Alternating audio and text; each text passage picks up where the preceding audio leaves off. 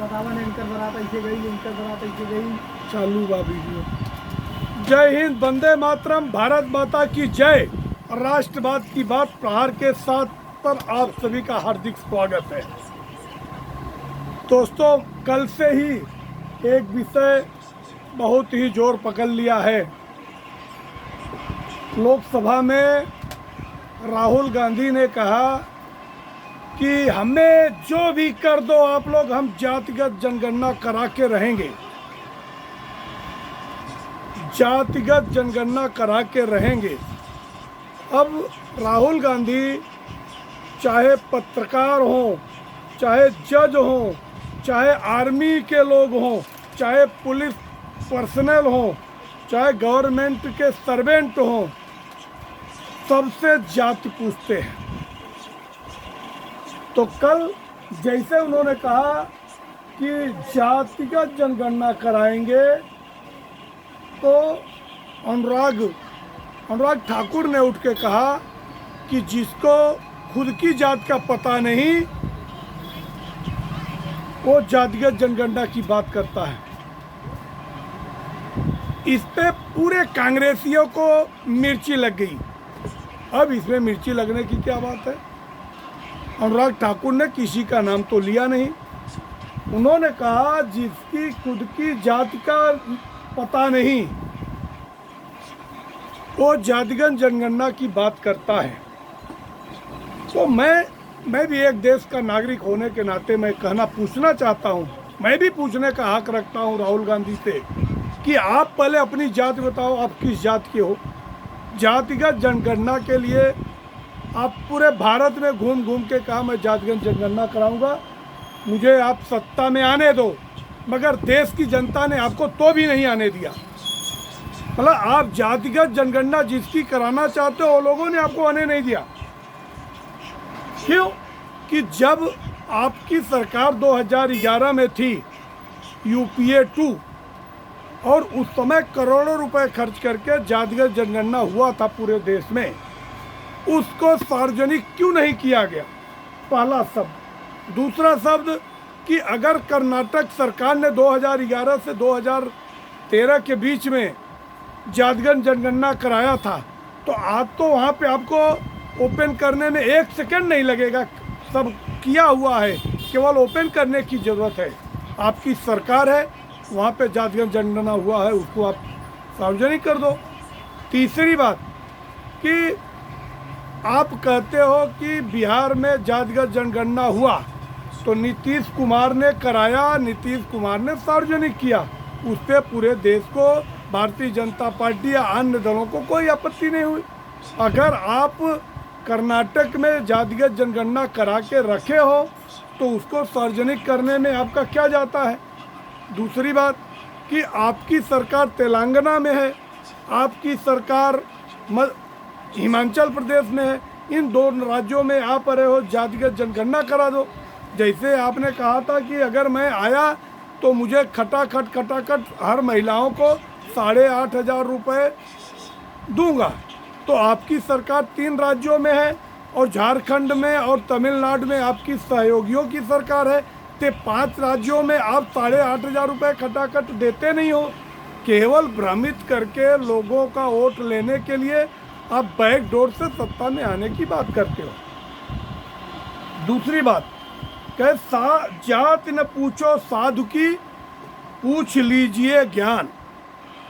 ये कबीरदास के दोहे हैं और एक एक बच्चे को मालूम है कि जात किसकी नहीं होती है। केवल साधु की जात नहीं होती है।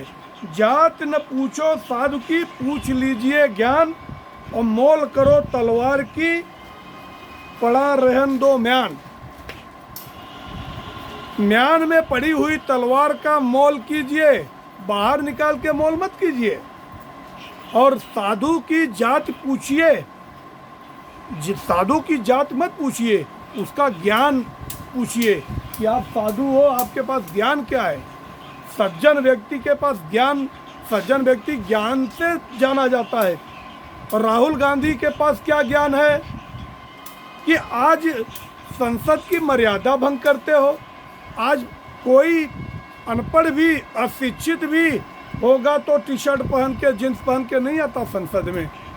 संसद भवन देश की लोकतंत्र की मंदिर है, और लोकतंत्र के मंदिर में आपको कैसे पोशाक में आना चाहिए, आपको इसका ज्ञान नहीं है। ज्ञान आपने दिया आलू से सोना बना देंगे, और आलू से सोना बनाने का ज्ञान लोगों में मिला नहीं।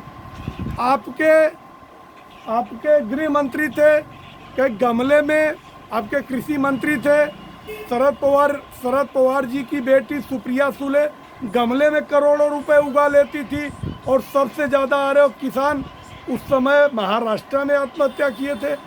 एक गमले में उगाने वाला तरकीब किसानों को नहीं दे दिया गया। दारू बेच के एक के ऊपर एक फ्री। केजरीवाल ये नहीं बता दिया कि दारू बेचने से कैसे इनकम हो जाता है। मतलब अपना इनकम हो गया, भले सरकार का राजस्व कम हो गया। इसके लिए कल जो कहा अनुराग ठाकुर ने, वो बिल्कुल जायज़ कहा। उस पर सबसे पहले अगर किसी को मिर्ची लगी तो अखिलेश यादव को। अखिलेश यादव की सरकारी जात के नाम पे पैदा हुई है। जात के एमवाई समीकरण लेके सरकार बनाते हो। अगर आप जातिगत जनगणना की बात करते हो, पीडीए का नारा लगा के आपने 37 सीट जीता है। पीडीए पिछड़े, अल्पसंख्यक, दलित, तो अगर नाम बताने में क्या दिक्कत है? अगर आरक्षण का लाभ लोग ले रहे तो बिना नाम बताए ले रहे हैं।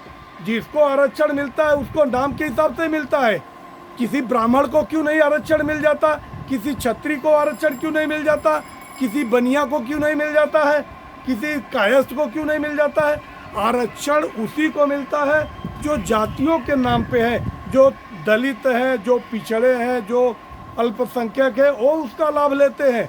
तो ये बार बार देश की जनता के आंखों में धूल डालना, ये सियासी दल बंद करें। ये जो नकली इंडी अलायंस बना के घूम रहे हैं, ऐसा ही कहे कि वहाँ पे अगर बोर्ड पे नाम लिख दिया जाएगा तो वहाँ पे जाति और धर्म में फ़र्क हो जाएगा। नाम लिख देने से जाति और धर्म मजहब कोई खतरे में नहीं आता है, उसे संविधान कोई खतरे में नहीं आता है। संविधान भी सबको नाम देता है। जिसको लड़का पैदा होता है वो लाखों रुपए खर्च करके नामकरण करता है। तो आप नाम ही रखना बंद कर दो। अगर राहुल गांधी का तो नाम नहीं लिया, फिर भी अगर राहुल गांधी से पूछ लिया जाए तो किस जात के हैं, तो सबसे पहले जातिगत जनगणना कराने से पहले उनको अपनी जात बतानी पड़ेगी। क्योंकि जब गुजरात में गए थे ये 2018 के चुनाव से पहले, उन्होंने क्या किया था, वहाँ पे जब सोमनाथ मंदिर में गए थे वहाँ पे 2 रजिस्टर रखे गए थे। एक रजिस्टर था हिंदू और एक रजिस्टर था नॉन हिंदू। तीनों ने अपना नाम नॉन हिंदू में लिखा, और बाद में उसके 10 दिन के बाद सुरजेवाला ने प्रेस कॉन्फ्रेंस करके कहा कि ये तो कोल गोत्र के जनेऊधारी ब्राह्मण हैं, ये इच्छाधारी ब्राह्मण है। अगर ये ब्राह्मण है तो इनको अपना ब्राह्मण लिखने में क्या शर्म है? और अगर ये किस जात के हैं, किस गोत्र के हैं, इनको अपने जाति और गोत्र को जरूर बताना चाहिए। और ये सियासत आगे तक जाएगी, यहाँ रुकने का नाम नहीं लेगी। क्योंकि आज संबित पात्रा ने भी लोकसभा में ये मुद्दा उठा दिया कि अगर आप अगर हो किस जात के हो, जातिगत जनगणना कराने की बात करते हो, तो सबसे पहले आपको अपनी जात बतानी पड़ेगी।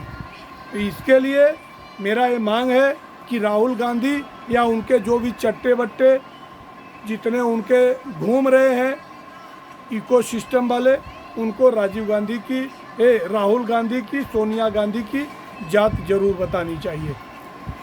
जय हिंद, वंदे मातरम, भारत माता की जय।